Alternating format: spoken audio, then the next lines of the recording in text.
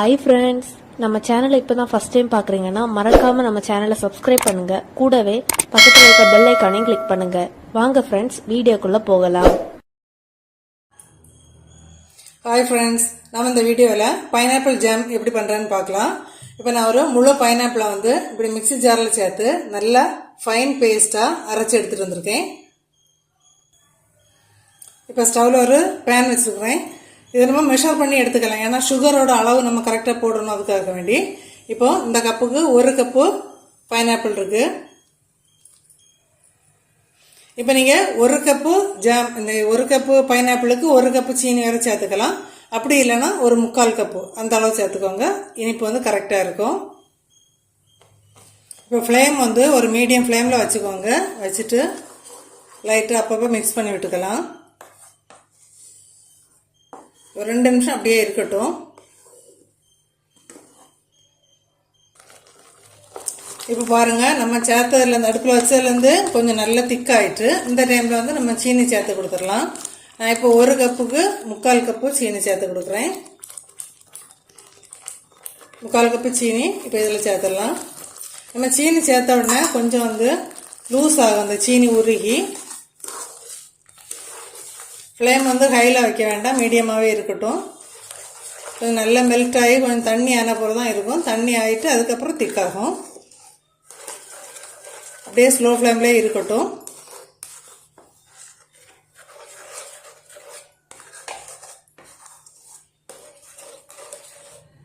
கொஞ்ச நேரம் கூட வெயிட் பண்ணிவிட்டு பார்க்கலாம்.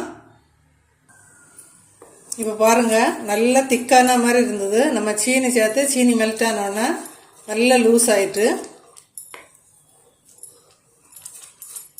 இனி இந்த சீனி திக்னஸ் கொடுக்குற அளவுக்கு நம்ம கொஞ்சம் வெயிட் பண்ணணும். 10லேருந்து 20 நிமிஷம் வரைக்கும் ஆகும்.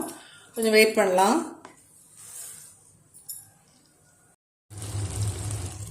இப்போ பாருங்கள், ஒரு 10 நிமிஷம் ஆகிருக்குது. இப்போ கண்ணாடி பதம் அந்த அளவு ஆகிருக்குது. பாருங்கள், நம்ம ஃபஸ்ட்டு பைனாப்பிள் சேர்க்கும்போது இருந்த கலரை விட இப்போ பாருங்கள் நல்லா கிளாஸ் போல் அப்படியே நல்லா ஷைனிங்காக இருக்குது. என்ன ஒரு 10 நிமிஷத்துக்கிட்ட ஆகும் ரெடி ஆகிறதுக்கு. அது வரைக்கும் கொஞ்சம் வெயிட் பண்ணலாம். இப்போ பாருங்கள், நல்லா திக்காயிருக்கு.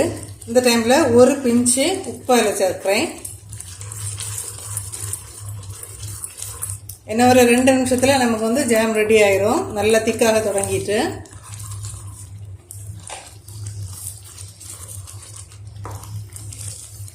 இன்னும் கொஞ்சம் கூட வெயிட் பண்ணலாம்.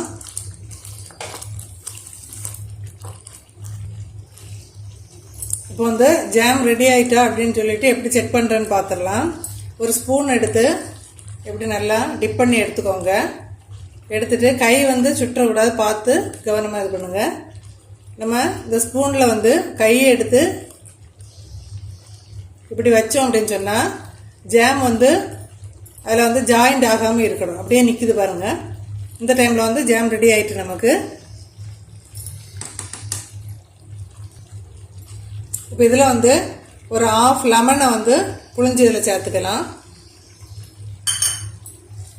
நிறைய வேண்டாம், பாதி லெமன் போதும்.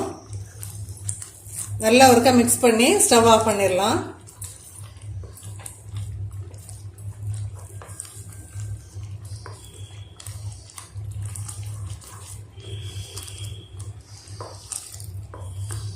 ஜாம் இப்போ சூப்பராக ரெடி ஆகிட்டு. இனி நல்லா ஆறின அப்புறம் நம்ம பாட்டிலில் ஸ்டோர் பண்ணலாம்.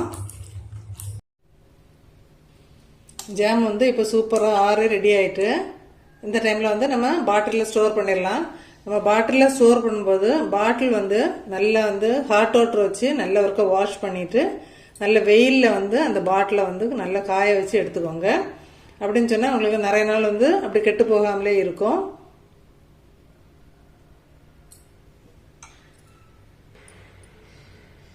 இதே மெத்தடில் ஜாம் ட்ரை பண்ணி பார்த்துட்டு மறக்காமல் கமெண்ட் பண்ணுங்கள் ஃப்ரெண்ட்ஸ்.